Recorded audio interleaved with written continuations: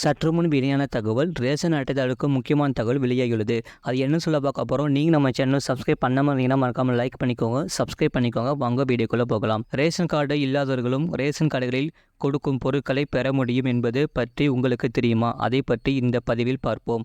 சாமானிய மக்கள் அனைவரும் தங்களுக்கு தேவையான பொருட்களை மாதம் மாதம் ரேஷன் கடைகளில் பெற்று வருகின்றனர். ரேஷன் கடை குடும்ப அட்டைதாரர்களுக்கு அரிசி, சர்க்கரை, மண்ணெண்ணெய் போன்ற பொருட்கள் குறைந்த விலையிலும் அல்லது இலவசமாகவே அரசு வழங்கி வருகிறது. மேலும் புதிய குடும்ப அட்டைகள் வழங்குவதும் தொடர்ந்து நடைபெற்று கொண்டே இருக்கிறது. கடந்த 2021ஆம் ஆண்டு முதல் 2023ஆம் ஆண்டு வரை சுமார் 15 லட்சம் புதிய குடும்ப அட்டைகள் குடும்ப அட்டைதாரர்களுக்கு வழங்கப்பட்டுள்ளது.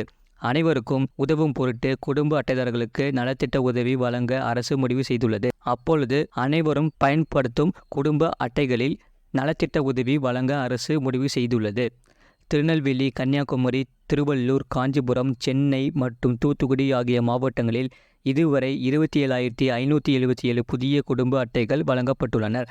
மேலும் ஆன்லைனில் புதிய குடும்ப அட்டை பெற விண்ணப்பித்தவர்களின் 45,509 நபர்களுக்கு புதிய குடும்ப அட்டை வழங்கப்பட இருக்கிறது. இதனை அவர்களுக்கு தெரிவிக்கும் பொருட்டு தமிழக அரசு குடும்ப அட்டைதாரர்களின் மொபைல் எண்ணிற்கு மெசேஜ் அனுப்பியுள்ளது.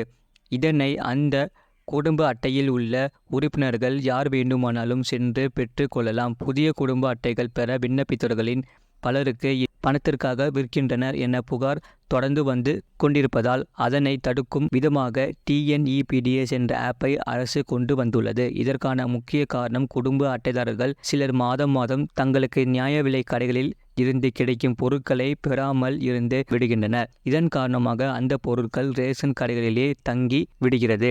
இதனை அங்குள்ள பணிபுரியும் ஊழியர்கள் எடுத்து மற்றவர்களுக்கு விற்பனை செய்கின்றனர். அதனை தடுப்பதற்காக கொண்டுவரப்பட்டது தான் இந்த TNEPDS ஆப்.